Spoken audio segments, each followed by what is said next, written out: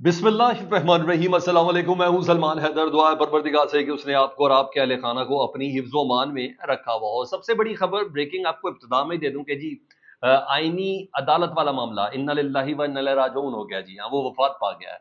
सवाल ही पैदा नहीं होता कि अब आईनी अदालत पाकिस्तान में बनेगी। इस आईनी तरमीम के मुसव्वदे से ये तमाम चीज़ नोच कर निकाल दी गई है। ना सिर्फ नोच कर निकाल दी गई है बल्कि मौलाना फजल रहमान साहब के हवाले से भी मैं आपको बताऊं कि उन्होंने नोटिफिकेशन तक की डिमांड कर दी है जस्टिस मंसूर अली शाह साहब की। उन्होंने कहा उसके बाद बिस्मिल्लाह है। बहुत सी इंसाइट है। तो अब ये बात तय हो चुकी, चाहे पीपल्स पार्टी हो और चाहे मौलाना फजल रहमान हो, चाहे मुस्लिम लीग नून हो, आईनी अदालत नहीं बनेगी। अब सिर्फ और सिर्फ आईनी बेंच बनेगा। इस खबर को मैंने सुनाया, लेकिन इसके पीछे ये चीज़ें हैं कि जब आईनी बेंच तश्कील दिया जाना है तो काजी फाइज ईसा साहब नो मोर इन सुप्रीम कोर्ट। तो this is very much decided कि अब जो भी होगा वो नया चीफ जस्टिस ही संभालेगा। इस बेंच की सरबराही भी उसी के पास होगी, यानी इस खसूसी जो बेंच है जो यानी मामलात को देखेगा, तो वो एक बेंच ज़रूर तश्कील दे दिया गया। अब जब ये खबर आ गई और क्योंकि आज वो पार्लिमानी कमेटी का इजलास था उसमें भी कंफर्म हो गया और अब दीगर कुछ मामला हैं। ये सिर्फ 26वीं यानी तरमीम नहीं है, इसमें 27वीं, 28वीं और 29वीं भी है। उसकी सेंसिटिविटी बहुत हसास है क्योंकि गवर्नमेंट कुछ और चाह रही है। ऐसे नहीं कह रहे कि इमरान खान साहब का डेथ वारंट है ये आईनी तरमीम। इसके बहुत, क्योंकि ये जानबूझ के आपके और मेरे सामने ये प्लेस कर दिया है जी आईनी अदालत वाला मामला है, चीफ जस्टिस की एक्सटेंशन वाला मामला है। सर ये मैंने बोला एक टिनी पॉइंट, मैं बार बार आपको ये कह रहा हूँ कि एक नाखून बराबर चीज़ है। ये एक नाखून बराबर इशू था। इसके बैक एंड पे बहुत ज़्यादा कुछ चीज़ें जो मैं तफसील में अभी आपके सामने आगे चल के रख देता हूँ। सबसे पहले मैं ज़रा एक दो छोटी छोटी खबरें आपको बतानी, क्योंकि उसकी हैपनिंग बहुत ज़्यादा थी, फिर मैं आगे आपको सारी तफसील भी सुप्रीम कोर्ट की लेके चलता हूँ। शाह महमूद कुरैशी साहब की जो बहू थी, उनका मामला खुश उसलूबी से तय पा गया जी। वो वापस रात को तकरीबन 4 घंटे बाद वापस आ गई और रात को ही वो वापस आ गई थी। और पीटीआई का ऑफिशियल स्टांस भी सामने आया जी। सलमान अकरम राजा साहब जनरल सेक्रेटरी हैं जी पाकिस्तान तहरीक इंसाफ के। उन्होंने कहा कि सुहेल कबीर फजलदीन वाले उनकी बेटी को घर की दहलीज पर मुसल्लह अफराद ने गाड़ी के शीशे तोड़कर अगवा किया था। 4 घंटे महबूस रखने के बाद शुक्र है कोई बदतमीज़ी नहीं हुई और कहा गया कि इस अगवा से मुतल्लिक पैगाम है कि मुल्क की मुआशी तरक्की के लिए ये ज़रूरी है, यानी जैन कुरैशी को प्रेशराइज करना ताकि वो आइनी तरमीम के हवाले से वोट दे आइनी तरमीम के हक़ में।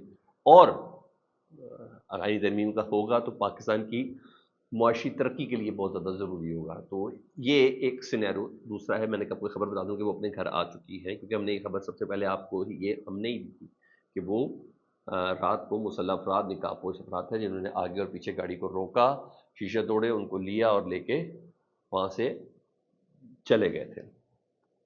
दूसरी खबर NA सवात से थी, क्योंकि ये सारी हरकतें भी चल रही हैं, मैंने आपको बताना ज़रूरी है।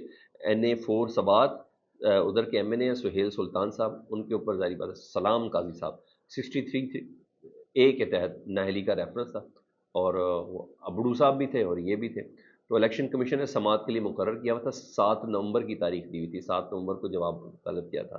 तलवार बेसिकली लटकानी थी ना कि आईनी तरमीम का आपने वोट देना है, नहीं तो आप नाअहल हैं। तो एक और भी पंजाब के भी MNA उनके लिए भी था।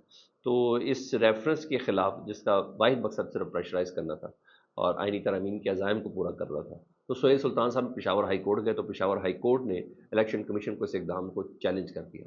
उन्होंने कहा इलेक्शन कमीशन किसी किस्म की कोई कार्रवाई नहीं कर सकती इनकी नाअहली के हवाले से, बल्कि 7 नवंबर को इलेक्शन कमीशन से पेशावर हाई कोर्ट ने जवाब तलब कर लिया। तो this is good news for Pakistan Tehreek Insaf. क्योंकि यहाँ तो ये चीज़ें हैं, क्योंकि मेरे पास ये खबर भी है कि मौलाना फजल रहमान साहब ने ऐसे नहीं कहा था पाकिस्तान तहरीक इंसाफ को कि आप मजबूत और सेफ हैंड्स में। और मौलाना साहब ने यही मैसेज कराया कि सिर्फ और सिर्फ अपने अरकान पार्लियामेंट आप संभाल के रखें और खामोश हो जाएं। अपने अरकान पार्लियामेंट बस संभाल के रखें, वो अपनी वफादारी ना बेचें, बाकी चीज़ें देखें। तो पार्लियामेंट तो उन्होंने संभाल ली है, मगर इनका क्या करना है? जिनको मुबैना तौर पर अगवा की खबरें हैं, जिन पर तशद्दुद टॉर्चर की फुटेज हैं, किसी की बीवी को उठा लिया है, किसी की बहू को उठा लिया है, तो ये छोटी चीज़ें नहीं हैं।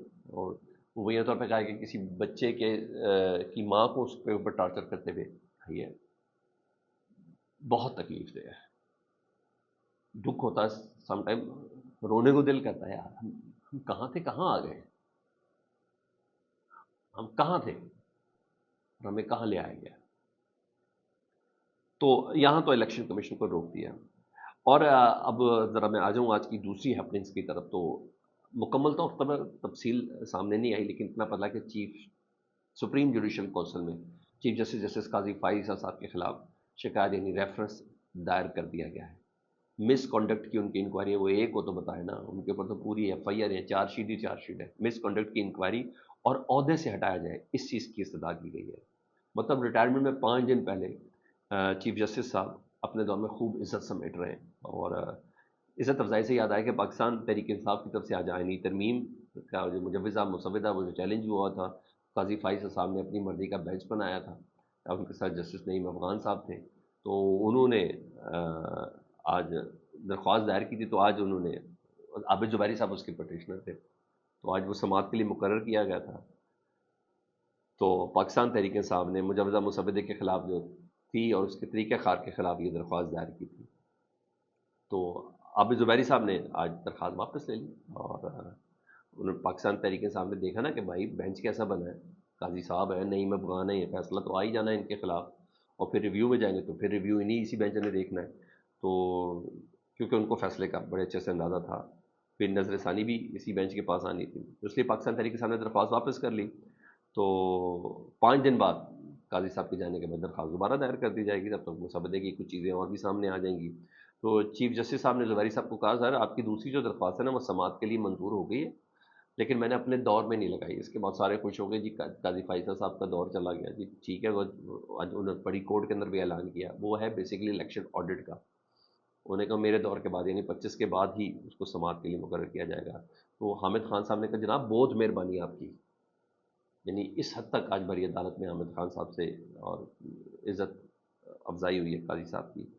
اب بڑے کورٹ میں انہوں نے اس بات کا اعلان کیا ہے، مگر میں پھر بھی بتا رہا ہوں خطرہ ٹلا نہیں ہے، ایڈاک ججز کی اجازت ہے، تو قاضی فائز صاحب کہیں نہ کہیں پلے پڑ سکتے ہیں، یہ آنے والے چند دنوں میں ذرا کنفرم کروں گا۔ ہاں as a chief justice, as a آئینی عدالت کے سربراہ، نو قاضی، نو قاضی، نو قاضی، ہر لحاظ سے بات کلیئر ہوگی، اور میں آپ کو خبر دے رہا ہوں۔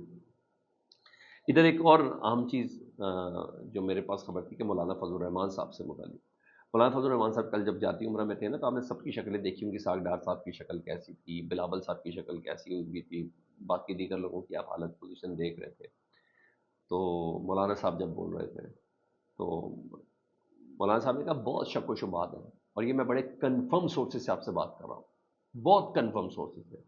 مولانا فضل الرحمان صاحب نے جاتی عمرہ میں کہا ہے کہ بہت شک و شبہات ہے کہ یہ تمام کی تمام چیزیں ہم جسٹس منصور علی شاہ صاحب کو روکنے کے لیے کر رہے ہیں، ان کا نوٹیفیکیشن پہلے جاری کریں آپ فوراً، اس کے بعد آئینی ترمیم پر کھل کر بات کر سکتا ہوں۔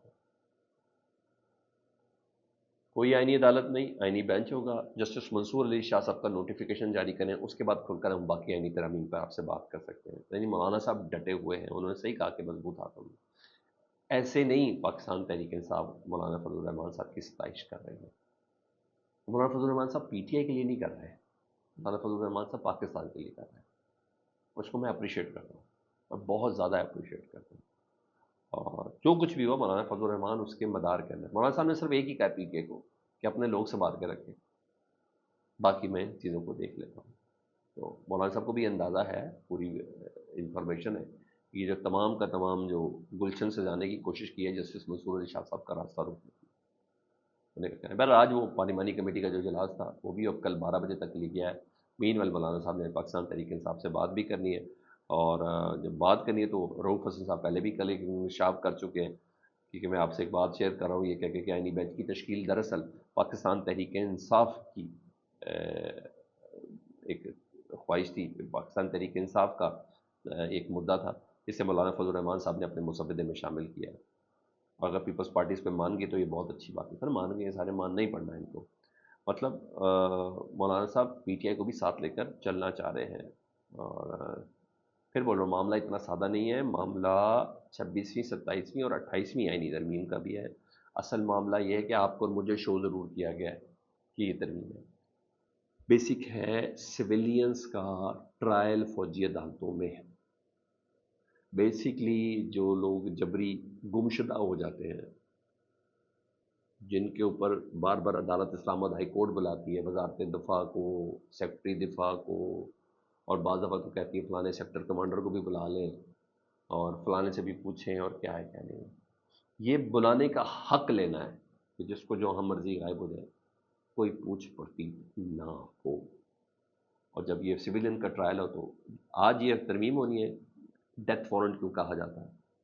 صبح عمران خان صاحب فوجی عدالت میں ہو گئے، یہ ہیں، یہ ابھی بھی میں آپ کو چند بتا رہا ہوں، اس کی ڈیٹیلز میں بہت کچھ ہے، مسودہ ذرا سامنے ہے تو ہم ذرا 2+2 4 ہو کے آپ سے ذرا بات کر سکتے ہیں۔ یہ تو ہمارے ذرائع شرائع سے جو چیزیں شیئر ہوئی ہیں تو میں تو آپ کے ساتھ وہ والی شیئر کر رہا ہوں۔ اس لیے یہ سمجھا جا رہا ہے کہ آنے والی کچھ اور ترامیم بھی ہے،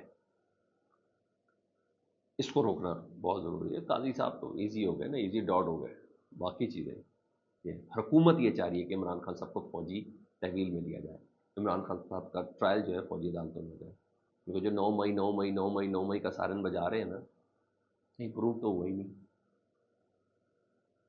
تو یہاں یہ پوزیشن۔ ادھر 9 مئی کے کیسز میں چیف منسٹر خیبر پختونخوا علی امین گنڈا پور صاحب اور اسد عمر صاحب وہ پیش نہیں ہوئے فیصلہ آباد کی ATC عدالت میں، حالانکہ یہ لوگ تھے بھی نہیں بیچارے فیصلہ آباد میں، تو ناقابل ضمانت وارنٹ گرفتاری جاری کی ہے، پولیس کو حکم دیا گیا کہ ان کو گرفتار کر کے لایا جائے۔ یہ دونوں، ہاں راجہ بشارت صاحب پیش ہوئے تھے تو ان کی ضمانت کنفرم ہو گئی ہے۔ یہ سر خبر ہے۔ فیڈ بیک سے متعلق ضرور آگاہ کریں، اپنا بہت زیادہ خیال رکھیں۔ اللہم صلی علی محمد وعلی محمد۔